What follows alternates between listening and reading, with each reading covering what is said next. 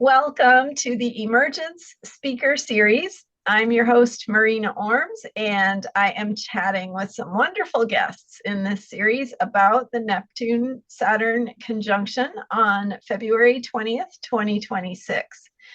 So I brought these folks here to help you navigate the changing times and work with these important transits so we can shape the future in the best possible ways. More details about this series are available at transformationalastrology.com.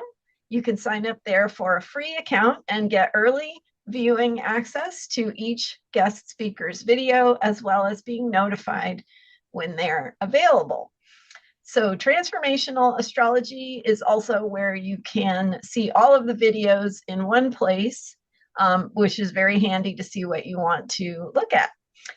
Today, I'm super excited to welcome our next speaker, Melissa Perry. Melissa is an intuitively led astrologer who specializes in helping humans transform their lives with the power of traditional astrology. I met Melissa through OPA, the Organization for Professional Astrology, and I've been struck by how Melissa describes the deeper currents of astrology that we see showing up in our daily lives. She's a mom of 2 young kids, and I just love her insight. So welcome, Melissa. Thank you, Marina. Thank you so much for having me. Getting to know Marina has been a beautiful experience. Not a lot of people that I know talk about astrology with as much depth and background in healing as Marina do. So I really respect the way that you approach these topics as well. And I'm so happy to be here. Yay. Thanks so much. I thought that you thought that we might talk today about Saturn return. So what about if you happen to be having your Saturn return while all this is going on and Saturn and Neptune are joining up at 0 degrees Aries? 2 of our generational titans linking up together in Aries at the energetic degree of 0 degrees. People who are going through their Saturn return, having a Saturn square, having a Saturn opposition right now, know that they're receiving pressure from the outside as well as inside, deeply, deeply internally, as Neptune has a lot to do with our spirituality, what is true, what is not true to us, and really grasping that in a way that we're able to share that with other people. Saturn, on the other hand, can be repressive, restrictive. It can be forcing us to take accountability where we might not normally want to. And the polarity of these 2 planets is not something that is feeling light right now. I don't think for anyone collectively or for people who are going through this major transit. People might be feeling like they don't know which way is up. They might have this sense that they need to do something, and we don't yet know what that is. There's a ton of potential with the 0 point of Aries, as it's kind of like being born again. If we think of Aries as a newborn baby, our newborns are crying and screaming right now for attention. They've just been ejected from the womb, and they're fresh and they're new, and they do not know how to get what they need besides crying. So a lot of pressure going on right now. But I truly believe with my approach to astrology, which is polarity-based, transformation-based, that we can see everyone to the other side of this postpartum period, so to speak, because it's definitely not something that is light and fun. Yeah. And this is just for people who, might not quite grok what the Saturn return is. We have different generations actually having their Saturn return right now. And in fact, mine is in less than 2 months. So I'm in my 2nd Saturn return, and probably a lot of younger people that are going through it. You went through it a few years ago. So yeah, tell us a little bit more about like what the Saturn return is and why it's kind of an intense time. Sure. So I think a lot of people feel like once you're 18, once you're 21 years old, you're an adult. The truth of that is that your frontal lobe has not developed, so you're not able to make rational decisions at the full capacity of an adult. That completion of that growth of that part of your brain does happen around the age of 25. And right around the age of 27, we happen to have Saturn, who is the taskmaster. He creates a lot of restriction, limitation, responsibility in our lives, is really asking us to grow up. So depending on what school of astrology you kind of play with, it can either be this thing where it's like you turn 27 and, for example, I lost my job. Everything that was I thought I had my life figured out. Everything that was supposed to be, for my better good just kind of like fell away. And I was left with this really raw reality that, hey, eighth house Saturn, I've got to clean up my finances. I have some legal things that I need to deal with. I have to go back and deal with some things that I left home, in my physical home, my emotional home, my spiritual home, that I had abandoned at my my third Saturn square. So this is really a time for kind of cleaning house, making sure that you're on the right track, and Saturn will remove everything that is not meant to push you forward into maturity at this time. Scary for a lot of people, yes. Some people, they are lucky and they kind of have things together. They worked very hard in their younger years. For a lot of people, because of the way that society tells us to kind of go about our lives, we're not prepared. We're not prepared for that extra responsibility. We don't know what it's like to be an adult, and especially generationally, there was a lot of for the millennial and like going into Gen Z, there was a lot of us getting raised by TVs, which is normal. And as a mom, I now understand why people and parents do that. But there's a lot of holes and gaps in how we're supposed to grow up and how we're supposed to function in society. Now society's changing. We don't know what the other side looks like. So this is a very interesting and raw time for people who are going through this change of life. Is Saturn return? I mean, I know I was scared before my first Saturn return. Like, I heard these horror stories. I was like, oh no, what's going to happen? So does it have to be a scary time? Like, can it be an empowering time? Like, how do you see that? It absolutely can be whatever you make of it. And that's where our personal autonomy really comes in. I think Saturn will force you to make some changes that are not so fun. However, on the other side of that, there is a great reward.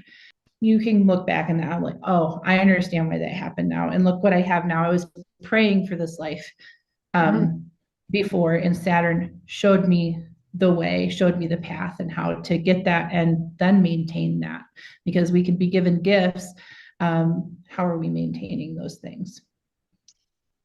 Beautiful. Yeah. And, like in my first Saturn return, which my Saturn's in Aries, so I got in a car accident.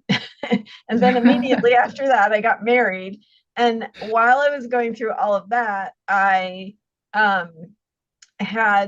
was discovering new parts of myself. Like, I was just putting myself out there for the first time as an astrologer, starting to teach small local classes, and it was just like really a time of sort of self-discovery. And like, I feel like the car accident was actually kind of the universe telling me, you can't have the things that are not for you.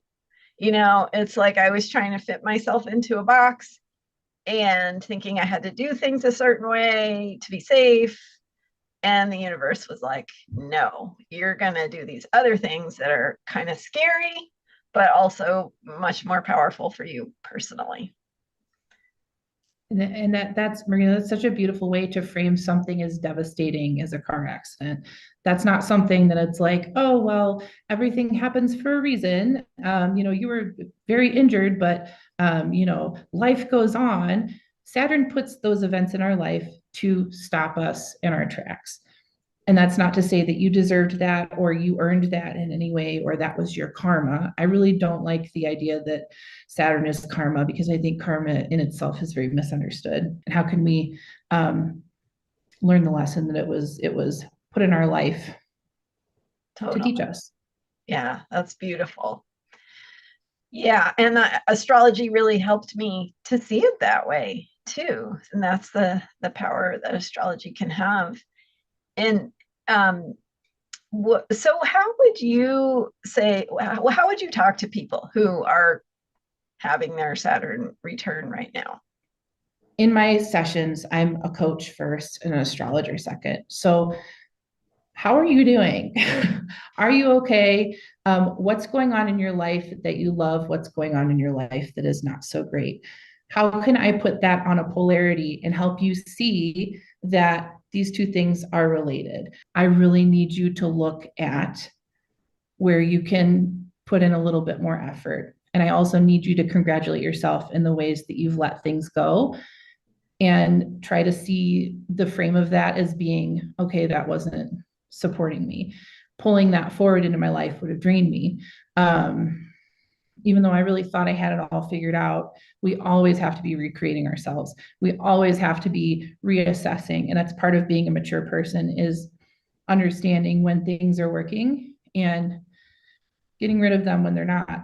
And I think we want to hold on to a lot of things that validate us and served us. And when that validation has served its purpose, it's time to let it go. So we really sort out, because Saturn return can be such an overwhelming time for so many people. Any Saturn aspect can be crazy overwhelming.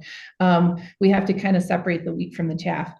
Which is another, a Saturn story. He's the harvest master. We have to really separate that wheat from that chaff. Be like, this is what's nutritious here for you.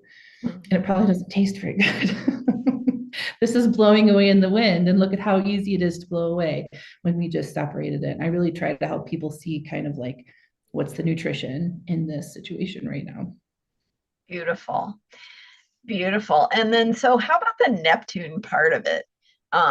Saturn conjunct, so transiting Saturn and Neptune conjunct natal Saturn. That would be happening for anybody who's having their Saturn return. Wow. Late This, Pisces or early Aries, right? And yes, yeah, yes, because we've had a number of retrogrades. We've had this kind of going on. I mean, Neptune has been at and dancing around the 29th degree yeah, of, I mean, for the last 2.5 years now. And Saturn's been slowly approaching that point. Um, and where Saturn is very grounded in the physical reality, in the underworld, even a lot of people might say, um, Neptune has this quality of making us feel really ungrounded and really questioning a lot of things, not being able to see too far past our face because that fog is so thick, the wool is over our eyes. And with Neptune being at 29 degrees of Pisces, I would argue that that's the strongest possible placement for Neptune ever.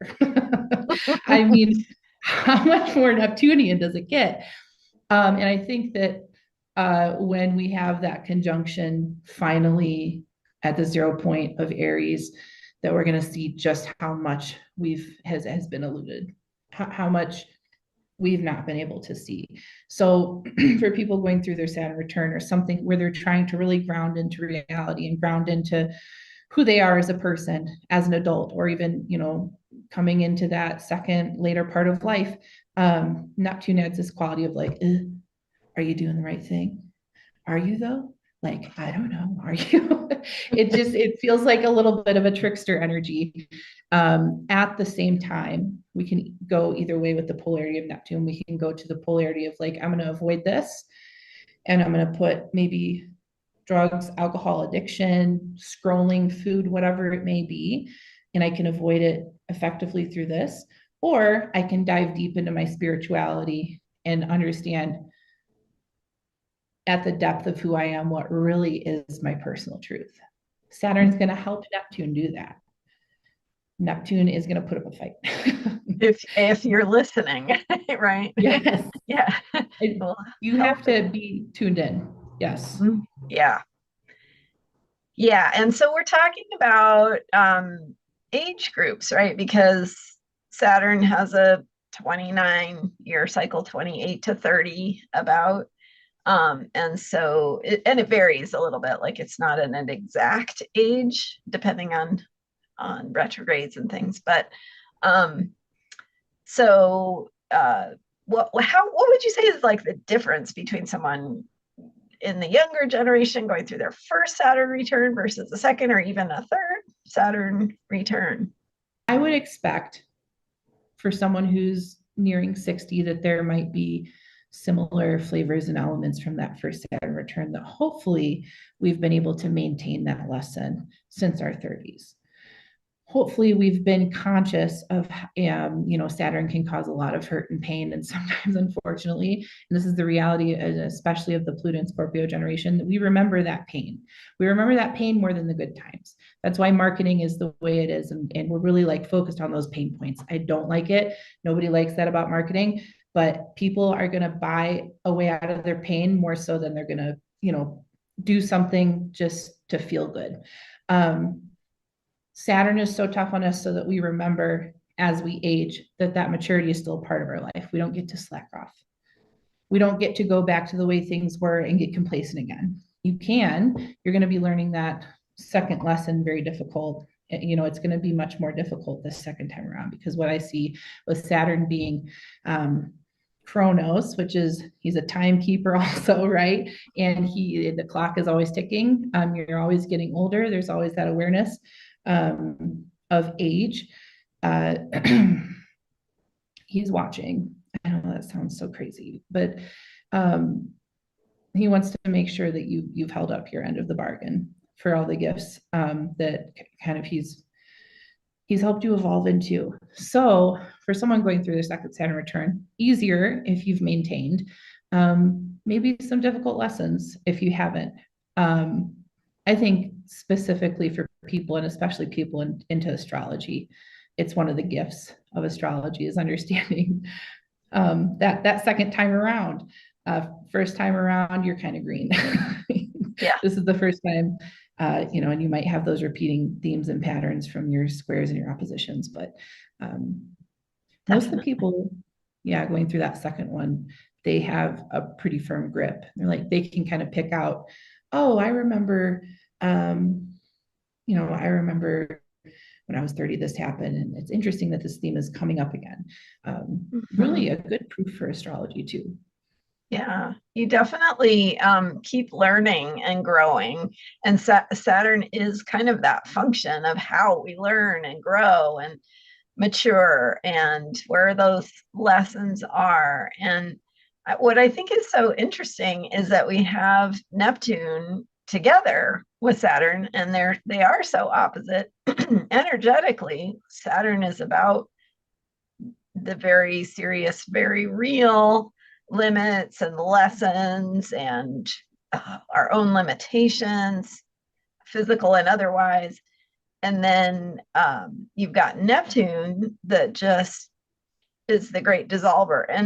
And so in the first Saturn return, having this Saturn and Neptune come along, you were talking a little bit about getting lost in substance abuse or whatever, the scrolling or whatever it may be for you. It's that escapism, right? Do you see that as kind of being a component, especially for this generation of people who are going through their Saturn return? Absolutely, without a doubt.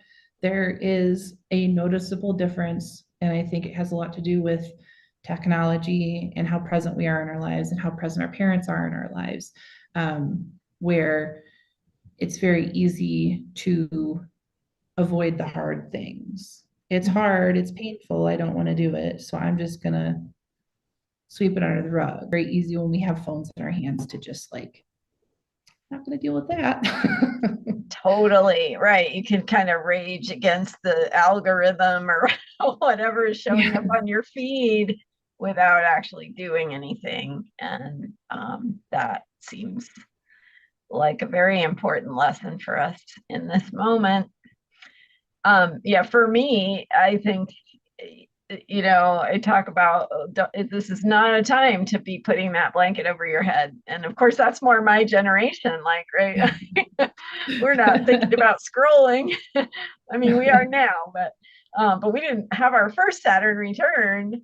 I mean, there wasn't even an internet. I don't think. Anyway, it was brand new if there was. So, right. So but it's that, like, do I have to really kind of feeling like that doesn't feel comfy and cozy. So I don't want to do it. But of course, that's like you're saying, that is what's really important for our growth, for our maturity, to be the strongest we can be, resilience, all of those things. Yeah, absolutely. And I think that once we move into this place where, Neptune being in Aries, it's like the wool's off our eyes. We're not in that 29th degree of Pisces escapism any Mm. longer. We're going to feel how good it feels to actually deal with some of the problems that we've been trudging through and haven't had the energy to deal with, haven't had the awareness to deal with, haven't had the clarity to deal with. That's going to feel so good. It's going to feel so amazing. It's not easy still at that, it's not easy to confront your own personal anything, any of your judgments, racism, bigotry, any of that. It's not comfortable to confront those things. And I think a lot of us have been working towards that, and there's still a lot of work to do. Humility is going to be a huge thing for our Saturn return babies. And then also on the collective front, humility, like I've made a mistake.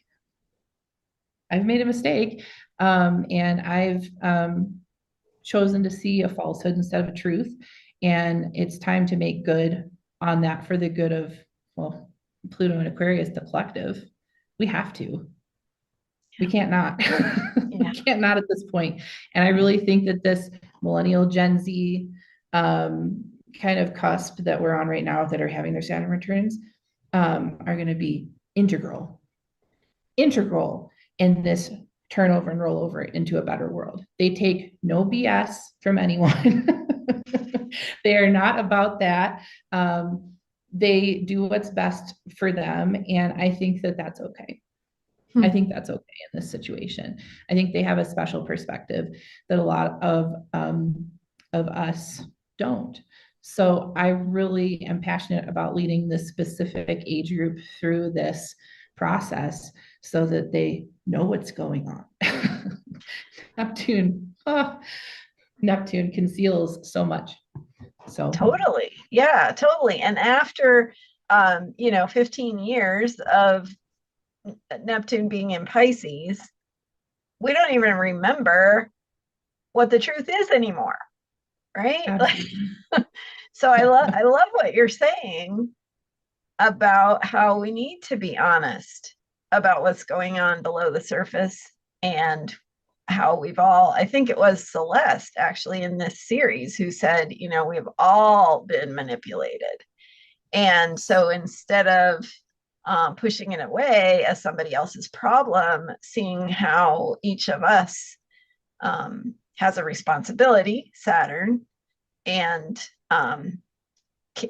to be honest with ourselves about our own beliefs, our own part, the ways that we have wanted to believe the shiny thing, all of that.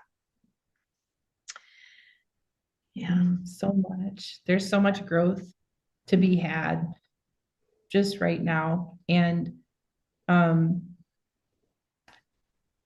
like Celeste said, I really like how she said we've all been lied to and we've all been manipulated in big ways, in ways that we can't even comprehend right now. We've only started to see the tip of the iceberg of the manufactured issues. Of course, they're actually really happening in real life, but how did that need to happen?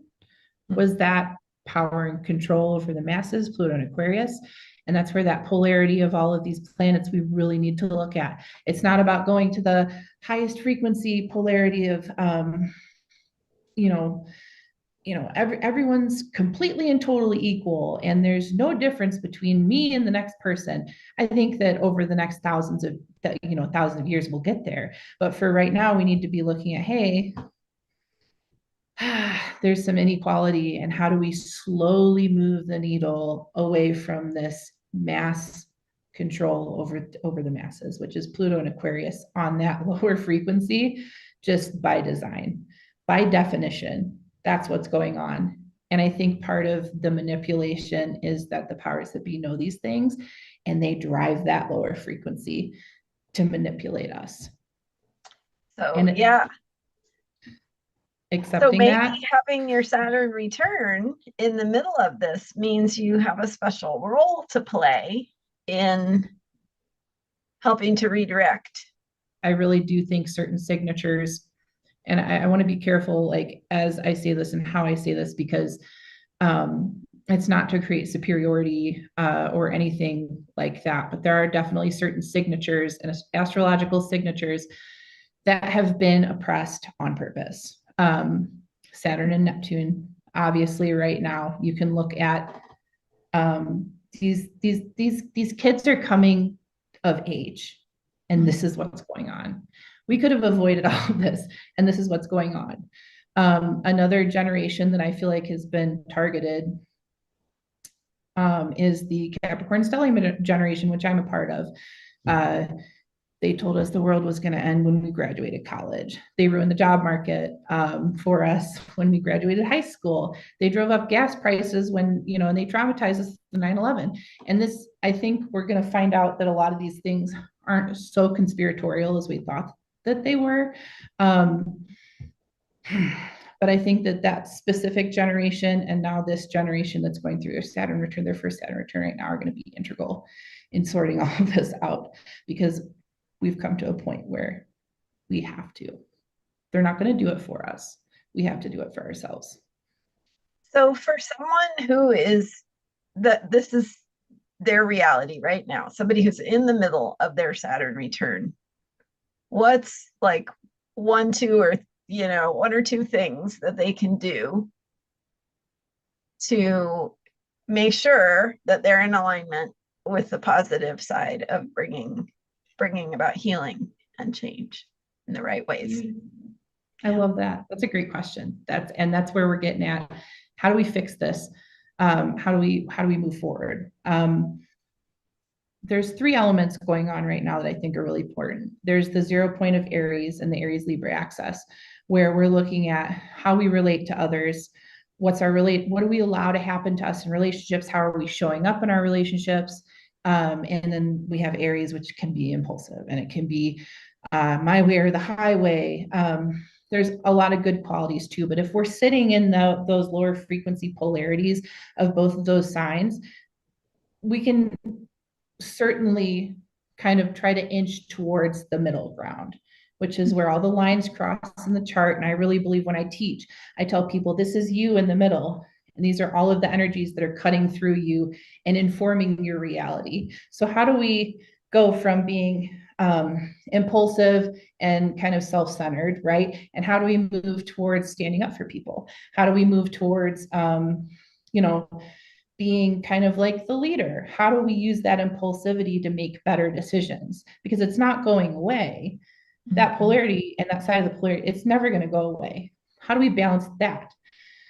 Alternatively, how are we showing up in our relationships? Are we impulsive in our relationships, or are we a leader in our relationships? Are we letting people walk all over us, which is Hallmark Libra, or are we taking that Aries impulsivity and standing up for ourselves in the middle here? So looking at where you are on that spectrum and trying to just like move the needle. Just every action that you take, just try to make one better choice. It doesn't have to be perfect. You don't have to master your Saturn return right now, but you do have to make progress. Progress, not perfection, right? The second thing we have going on right now is Neptune. And Neptune can be this, like you said, Marie, the great dissolver. We don't know what the heck's real. A lot of our structures with Saturn are dissolving big time right now. We're watching them waste away like an Alka-Seltzer tablet. Like, it's crazy. It's crazy how literal these things can be if we really think about it. So instead of scrolling, doom scrolling, oh my God, look at all these things going on. How can we slowly start to take our autonomy back? How can I find a reframe for this? How does this fit in my own life? How can I talk to myself in a different way instead of being powerless? Saturn, again, Saturn kind of goes without saying, we really need to look at what structures we have in our life and if they're supporting us or not. So there's definitely three things, and really move the needle every single day towards that higher polarity, that higher vibration. I love that. Beautiful. It doesn't Beautiful. have to be hard. It can be like a math problem.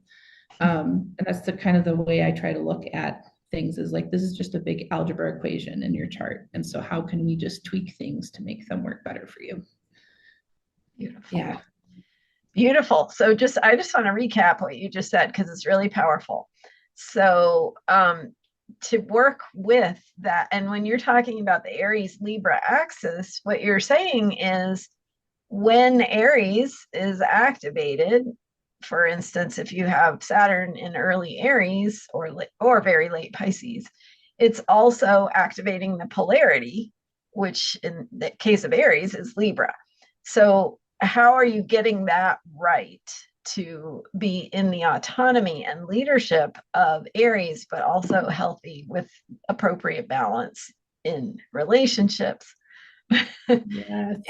and that balance between self and other, and are you putting all of your hopes and dreams and expectations on another person instead of looking within to build and cultivate your own strength and resilience, things like that. Absolutely. Absolutely. You said it beautifully. I couldn't have said it better. It's finding that middle ground, and it's finding that way that like you're able to show up in your relationships without being completely and totally drained. Wow. Yeah, absolutely. Big time. And they're going to teach us how to do this too. There are teachers here. Yes, yes. So people who are between 28 and 30-ish right now going through this, they are the people to look to for figuring this out. And we can also be, giving them that autonomy to say, I believe in you.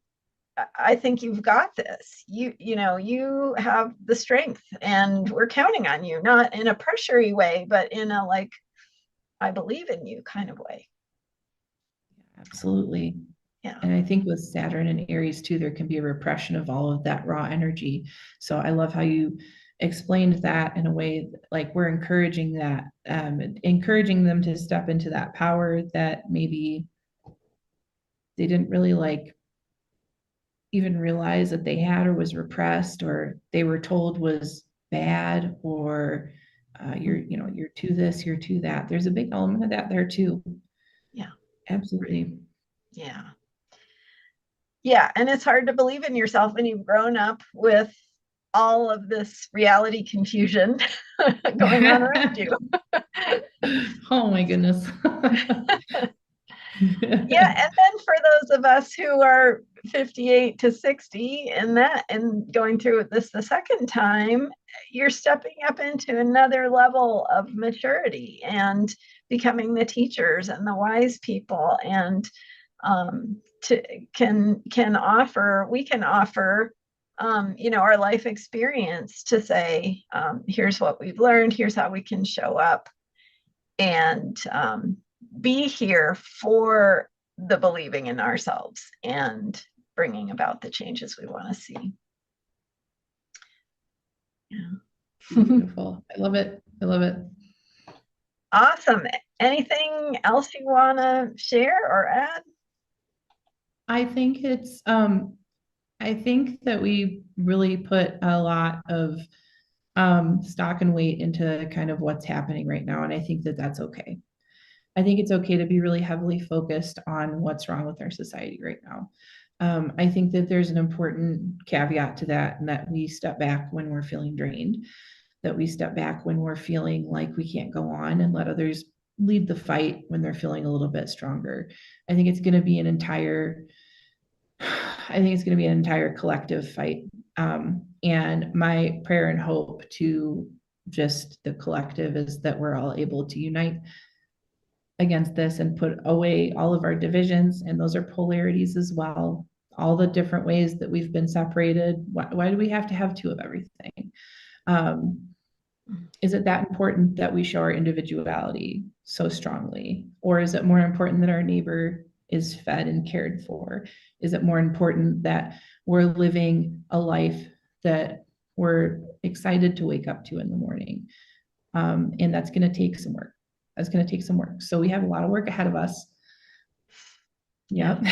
We do. We're the Saturn work. And the Aries energy is trial and error, right? It's risk taking, it's courage. So we don't have to be perfect. And like you said, progress, not perfection. It's taking those little tangible steps. And stepping back, like you said, when we need to take care of ourselves to fill the cup so that we're stronger for others. That's a appropriate use of our time and energy, is to take care of ourselves. That's my soapbox here. Yes. I think we share a similar soapbox, because I mean, yes, that's the only way that you can possibly move forward. And even in motherhood, I mean, we both understand that, like, it's one moment at a time, and sometimes moments just take a step back, and it's not a reflection of who you are as a healer, a caretaker. It's not a reflection of how strong you are. There's a lot of strength in rest, because you're confronted with everything. So totally rest is powerful. Thank you. Yeah, what a beautiful note to end on. And so I hope everyone can go and get some rest and regroup and strengthen yourself for whatever is showing up in your personal life and how you're feeling called to help with the healing of the world around you. Thank you, Marina. Yeah, thank you so much, Melissa. And thanks everyone for joining us. Transformationalastrology.com to see all of these interviews and sign up for a free account there to be notified as new ones come out. All right. Thanks, everyone. Bye.